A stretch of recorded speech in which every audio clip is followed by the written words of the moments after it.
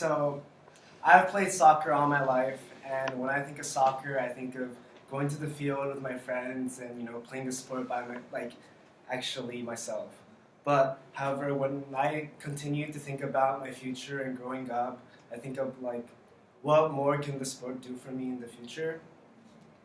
And in addition to the game itself, there's different aspects to the sport that contribute to how we see and experience the game as we know it today. Today, I would like to concentrate and educate you guys more on the business aspect of the sport. Some background. There are two main soccer leagues that dominate and basically lead the industry today. There's the Barclays Premier League, which is located in England, and La Liga, which is located in Spain. To begin, most professional teams have youth academies, which basically attempt to develop players into bringing them into the pros, but pretty much they have the leisure to find talent wherever they please. And then there's contracts.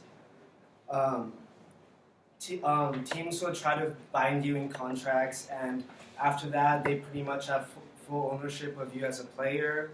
And as a team, you may keep that player until the contract expires, or you can transfer them with a transfer fee to another team, depending on how much that person is valued as. In history, transfers has gone up to almost $100 million, according to Telegraph.uk. And as a player, you're bound to the contract no matter what team you're playing for. Now, in terms of a business standpoint, there are three main categories. The first one is match day revenue.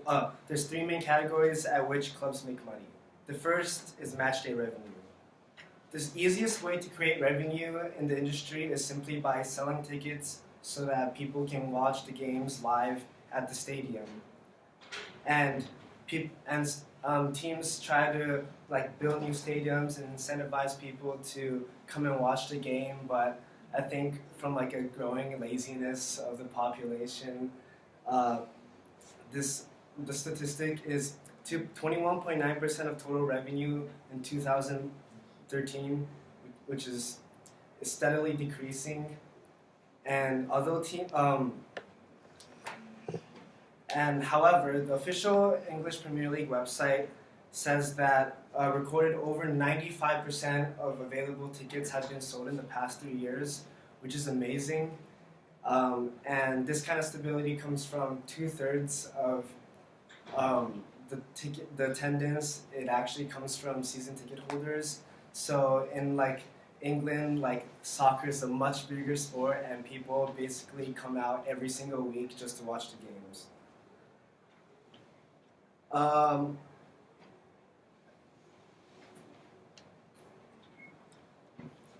Even the worst teams get around $30 million of matchday revenue per year, but Manchester United remains the top at the matchday revenue with $182 million last season, according to TheRiches.com.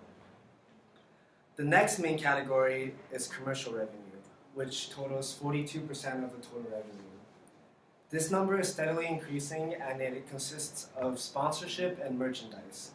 Now, merchandise can branch out to anything that consumers would want to buy for the specific team, but in general, it's basically jersey sales that are the most important. An example is James Rodriguez, who many of you might know for his contributions in the 2014 World Cup. He scored 10 goals and got the Golden Boot. He was almost immediately signed by Real Madrid afterwards, and with a contribution of almost 400,000 authentic and replica jerseys, it brought about 30 million euros in revenue in just 48 hours, according to Telegraph.uk. So with this amount of money coming in, if you have a player for, let's say, 2 to 3 years, they almost pay for themselves by the merchandise, and it just makes it too easy for clubs to start continue to buy superstars. The other form of commercial revenue is sponsorship, which can happen within the game, on a jersey, or creating the jersey itself. During regular season games or major events such as the Olympics or the World Cup, companies like Pepsi, Coca-Cola, Volkswagen, and Visa dominate, according to SoccerLens.com.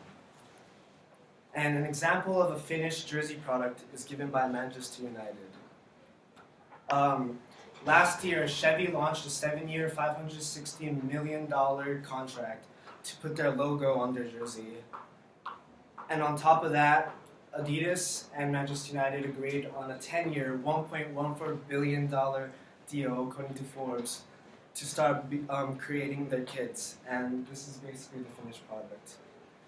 Especially for top-tier clubs, companies are willing to spend millions and millions of dollars just to get their company recognized because they know so many people are watching.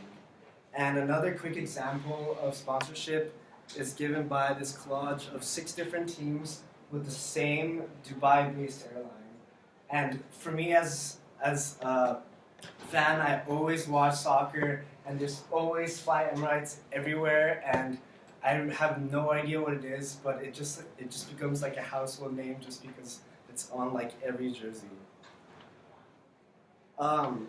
The last category is broadcasting, which takes up 36.1% of total revenue. This has become a huge factor since the television was created or invented, and it's getting bigger and bigger because, you know, even for me, like, as a child, I would enjoy going to stadiums and like watching the live game, but like as like time goes on, like you'd rather stay at home and like watch it on your plasma, and that's just how like this generation sees football. In the English Premier League and Sky, the broadcasting company based in London, they agreed on broadcasting rights that goes up to 2019 for $7.25 billion, according to dailymail.uk. And total figures has risen over 70% since the last contract in 2013. And as you can tell, since 1992, when the league first began being televised, it just keeps increasing, and the industry is just getting very large. The one exception to the 3 main categories are the owners themselves that like own the clubs. With an estimate net worth of $24 billion, I'm sorry, I don't know how to say this, but Mansour bin Zayed Al Nahyan, who is the Deputy Prime Minister of United Arab Emirates, became the new owner of the Manchester City Football Club in 2008, according to The Guardian. Now, this is an English Premier League team, and they've had like a roller coaster life of just being ups and downs, and this is definitely an up. With this amount of money, they invested in a new stadium, new training grounds, office block bars, and even an entertainment square, and has completely rediscovered the club.